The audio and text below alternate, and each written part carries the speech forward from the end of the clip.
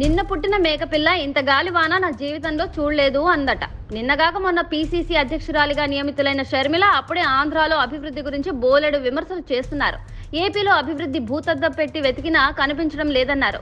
ఏపీలో ఉన్న సచివాలయాలు, ఫిషింగ్ హార్బర్లు, పోర్టులు, 6.5 లక్షల ఉద్యోగాలు ఇవేమీ ఆమెకు కనిపించడం లేదు.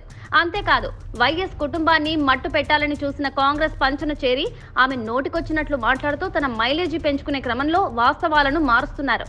అసలు ఈ రాష్ట్రంతో సంబంధం లేని తెలంగాణ కోడలైన షర్మిలకు ఆంధ్రతో ఏం పని? నా క్యాడర్, నా పోరాటం, నా అస్తిత్వం, నా ఉనికి, నా రాజకీయం అంటూ తెలంగాణలో రాజకీయాలు మొదలుపెట్టి అక్కడ జెండా తీసేసి కాంగ్రెస్ లో చేరి ఆంధ్రాలో అడుగుపెట్టిన మరుక్షణం అభివృద్ధి కానరావడం లేదంటున్నారు అంటే మీ ఆలోచన స్థాయి ఎలా ఉందో అర్థమవుతుంది. ఆంధ్రాను నిలువెల్లా మోసం చేసిన కాంగ్రెస్ పార్టీని ఇక్కడి ప్రజలు 1000 అడుగుల లోతున సమాధి చేశారు. ఇప్పుడు ఆ కళేబరాన్ని నెత్తినెత్తుకొని ప్రాణం పోయడానికి షర్మిల పడుతున్న యాతన చూసి ప్రజలు నవ్వుతున్నారు. Subscribe to Social TV Telugu for more videos. Hit the bell icon for faster updates.